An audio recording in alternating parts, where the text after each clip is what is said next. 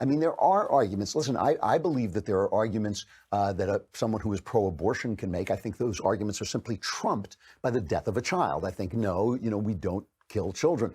But they are bringing you into this fantasy that babies aren't really babies, that it's about a woman's right to reproductive rights. As Matt Walsh pointed out, you've already reproduced. Jenna Ellis Reeves was bumped off Facebook for quoting Matt Walsh. And this is really interesting.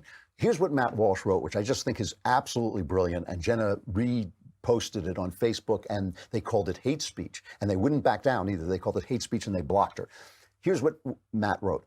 Gender is a social construct, but I am woman, hear me roar. But anyone can be a woman, but no uterus, no opinion. But transgender women are women, but I demand women's rights. But men are women, but men are scum. But drag queens are beautiful, but appropriation is evil. In other words, they are making absolutely no sense. Of course, it's hate speech to the liberals, to the leftists on Facebook, because it exposes the fact that they're creating a fantasy. And the thing about fantasy, listen, I used to go into Hollywood rooms and I would pitch, say, a time travel story.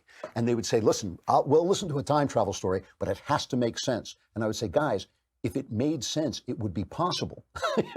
Things that are possible are real, make sense. In every time travel story, there's a cheat. There has to be, because you can't travel in time. That is the way it works. In every story, if it's a fantasy, there's always a little cheat somewhere, because only reality makes sense. And what Matt is pointing out is that their abortion argument doesn't make sense. The president of Planned Parenthood in New York, Laura McQuaid, made this speech. I mean, listen to it. It's entirely make-believe.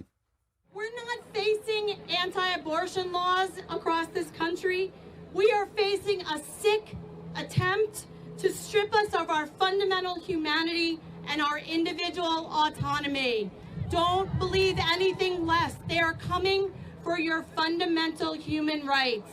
Missouri, Alabama, Georgia, they passed some of the most dangerous and egregious legislation that we have ever seen passed in this country in our lifetimes, and it isn't a coincidence.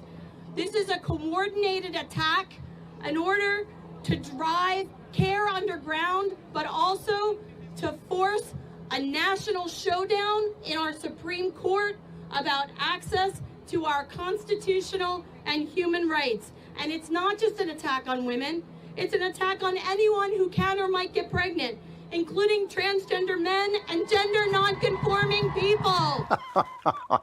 Not just on women, but anyone who can get pregnant. I mean, you're just living in this other world, because that actually is part of their philosophy, that if you change the narrative, you've changed reality. Unfortunately, that just happens not to be reality. And when they bring you into this, you have to start listening to that stuff. You have to start listening to the kind of things that Matt Walsh is talking about that just don't hold together. The New York Times has a headline on Knucklehead Row, their op-ed section. It says, "Pregnancy kills, abortion saves lives."